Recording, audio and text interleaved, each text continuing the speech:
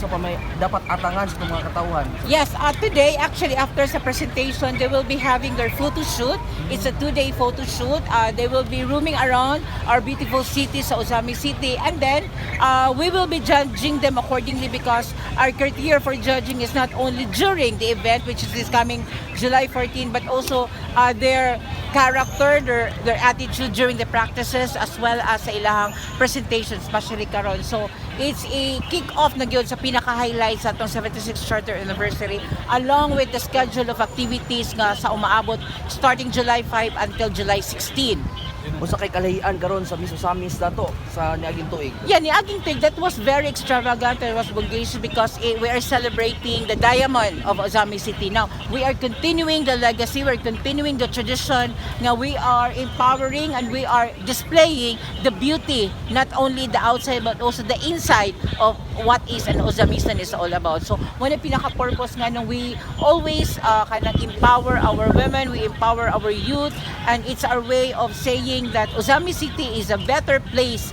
Daghan tag makita nga maayong talan-awon, also the beauty of Ozamis noon mo po na ilang atong gi-highlights ani nga activity nato karon. Dahuman nga natay ubay-ubay nga mga activities aligned with the business of the people. Yes, kaganina na-mention na dito ni Mayor ang kanang mga usa sa mga daghan kay mga highlights because we are actually inviting not only regional players but also national and international players. Natay chess tournament this coming Saturday, natay taekwondo, naputay upcoming nga mga half marathon nga gisalmutan po na sa nagkanaing mga runners from all over the country. So we are expected to be praising flocks of tourists as well as kanang mga visitors coming from the different places coming for Ozamis for the celebration.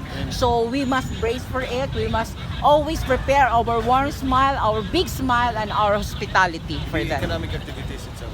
Definitely, mo po na nga to ang mga double o triple nato nga mga target later on nga not only boosting what is the importance of celebrating our charter anniversary but also making sure nga to ang mga atong economic nga activity including atong mga gagmay nga mga pagpapatigayon katong small entrepreneurs nato matagan ug dako kaayong higayon nga ilahang ma-showcase unsay beauty, unsay products ug unsay naa sa Ozamis to our guests and visitors. I-emphasize nga ganina ni Mayor hindi na dili lang sa mga bisita nga encourage mo join but again most particularly ang mga Ozamis.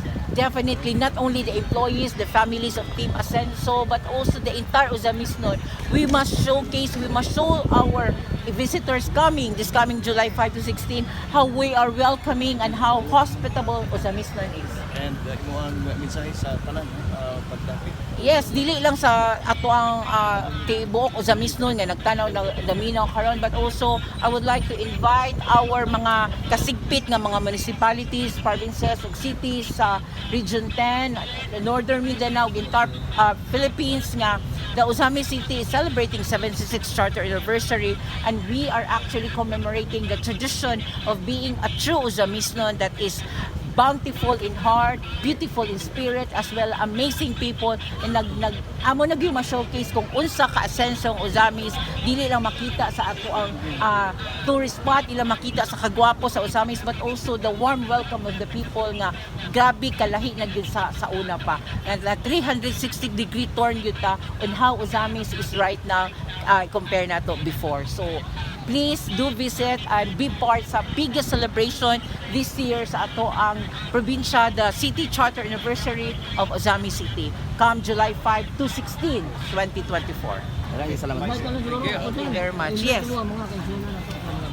Yeah, para sa itong mga bisita, as I would like to repeat and reiterate sa itong mga kasigpit nga mga provinces, cities, and municipalities to come and visit Ozami City from July 5 to 16, especially sa 15 and 16 natin back-to-back concert for that event, and the 14 is Miss Ozamis, Miss Ascenso Ozamis Tourism 2024, and lining yun tanang activities from July 5 ginapost na nato o gina-update nato per atong schedule of activities that is to inform nga tagakuan ko tagaylaing lugar mo ato ko sa Ozamis kay gwapo karong mahitabo sa Ozamis, especially these mga dates nga atong gina-post.